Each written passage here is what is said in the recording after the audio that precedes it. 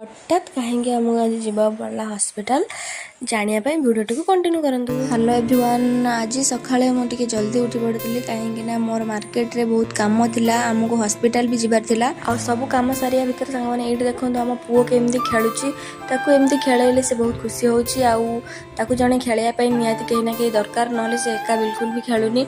एठी सांग माने देखंतु आम बाड़ी रे केते सारा आंबो होईची। एठी पुओर मोर बुली देखुदुलु केते आंबो होईची।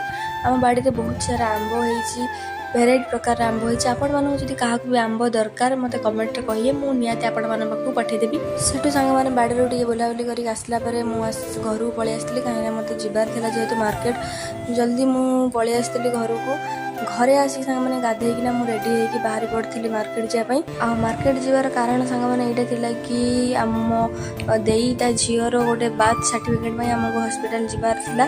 सेति पई आमे दी जण पळै जाइतलु, मो देई रो मोर। सेठी जाई सांग माने सब काम सरला परे बहुत लेट हो जाइतला। पाखापाखि सांग माने गोटे पाखापाखि बाजी जाइतला, तेणु करी हमको भोक भी जोर से लागितला। काम सरला भितर आमे सेठु पळै आसलु टिके नईकूल को। एठी नईकूल बहुत सुंदर पवन दुतला।